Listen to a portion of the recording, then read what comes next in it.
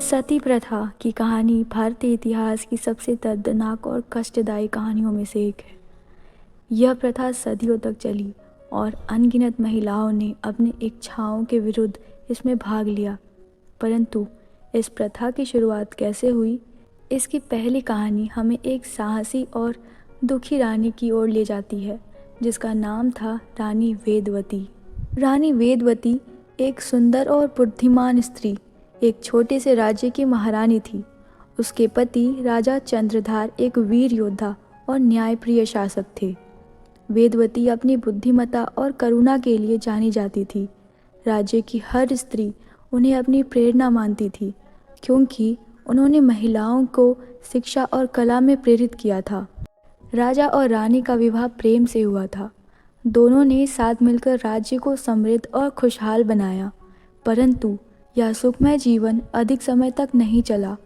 उनके राज्य पर एक शक्तिशाली शत्रु राजा शालिवाहन ने हमला कर दिया। राजा चंद्रधार ने अपनी पूरी शक्ति से युद्ध किया, लेकिन दुर्भाग्यवश वह युद्ध में ही मारे गए। राजा की मृत्यु के बाद राज्य में गहरा शोक छा गया। रानी वेदवती अपने पति के निधन के बाद टूट चुकी थी। उनकी आंखों में आंसुओं की धारा थी और उनका हृदय एक अजीब से खालीपन से भर गया था। परंतु उसका दुख केवल उनके अपने तक ही सीमित नहीं था। राज्य में भी लोग असमंजस में थे कि अब उनके भविष्य का क्या होगा। ऐसे में राजा के प्रमुख मंत्रियों ने एक षड्यंत्र रचा। दरबार में एक पुराने और प्रभावशाली मंत्री महात्मा धीरज ने कहा, हमारे राजा वीरगति को प्राप्त हो चुके हैं। यह राज्य अब असुरक्षित हो गया है। यदि रानी स्वयं को राजा की चिता पर सती कर ले तो यह हमारे राज्य के लिए एक आदर्श बलिदान होगा और लोगों में विश्वास जागृत होगा। अन्य दरबारी भी इस प्रस्ताव पर सहमत हो गए, लेकिन रानी के लिए यह निर्णय स्वेच्छा से नहीं था। वह जानती थी कि उनके पति ने कभी ऐसा नहीं चाहा होगा, परंतु वेदवती को इस परंपरा के नाम पर समाज की बेड़ियों में जकड़ने की कोशिश की गई। रानी वेदवती का दिल इस विचार से हिल गया। उसके मन में विचारों का तूफान उठने लगा। वह सोचने लगी, क्या यह सही है कि मैं अपनी जान दे दूं, केवल इसलिए कि परंपरा का पालन हो? क्या राजा चंद्रधार ने कभी चाहा होगा कि मैं उनके बिना जीने के बजाय अपनी जान दे दूं? रानी ने कई रातें जाग कर बिताई। उनके पास दो ही रास्ते थे, या तो वह अपनी जान दे दे और समाज के सामने एक आदर्श बन जाए, या फिर इस परंपरा का विरोध करे और राज्य की नाराजगी का सामना करे। अगली सुबह दरबार में एक सभा बुलाई गई। महात्मा धीरज ने रानी से आग्रह किया, महारानी, सती होना न केवल हमारे राज्य के प्रति आपके प्रेम का प्रतीक होगा, बल्कि यह राज्य के लिए एक संदेश होगा कि हमारा राज्य नारी के बलिदान की शक्ति को मान्यता देता है। रानी ने अपनी आंखों में आंसू लिए हुए कहा, क्या किसी महिला का जीवन केवल उसके पति के साथ ही समाप्त हो जाता है? क्या हमारे पास अपना अस्तित्व नहीं है? मंत्रीगण एक दूसरे को देखकर असमंजस में पड़ गए, परंतु महात्मा धीरज ने कुटिल मुस्कान के साथ कहा, महारानी, यह परंपरा है और परंपराएं हमारे समाज की नींव हैं। रानी वेदवती ने महसूस किया कि उनका संघर्ष अंतहीन था।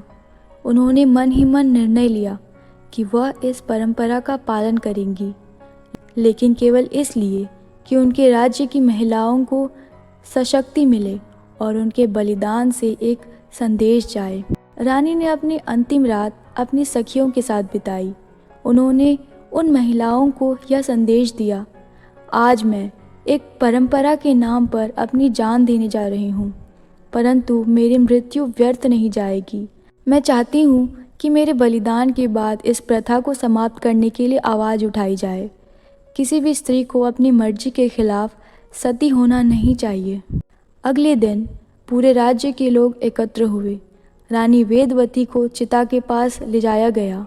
उनके चेहरे पर साहस और करुणा का अद्वितीय मिश्रण था। उन्होंने अपनी आंखें बंद की और राजा चंद्रधार की स्मृति में अंतिम बार मुस्कुराई। चिता को आग दी गई और रानी वेदवती उसमें समा गई। पूरे राज्य में एक सन्नाटा छा गया। लोगों की आंखों में आंसू थे, लेकिन उनके दिलों में रानी के बलिदान की गूंज गहरी हो गई। रानी वेदवती का बलिदान एक मिसाल बन गया। उनके बलिदान ने समाज में सती प्रथा की शुरुआत कर दी, जहां इसे नारी बलिदान और पवित्रता का प्रतीक माना जाने लगा। लेकिन कुछ महिलाओं ने रानी के संदेश को समझा और समय के साथ इसके खिलाफ आवाज़ उठाई। सदियों बाद इस प्रथा को समाप्त करने के लिए कई संघर्ष हुए। रानी वेदवती के बलिदान की कहानी ने इन संघर्षों को प्रेरित किया और यह सिखाया कि नारी केवल बलिदान के लिए नहीं बनी, बल्कि वह समाज की शक्ति और आधार है। इस तरह रानी वेदवती का नाम इतिहास में एक दर्दनाक परंपरा के आरंभ के रूप में तो दर्ज हुआ, लेकिन उसका संदेश आने वाली पीढ़ियों के लिए एक प्रेरणा भी बन गया। आपको हमारी ये छोटी सी कहानी कैसे लगी, कमेंट में ज़रूर बताइएगा और ऐसे ही वीडियोस देखने के लिए हमारे चैनल को ज़रूर से ज़रूर सब्सक्राइब करिएगा। धन्यवाद।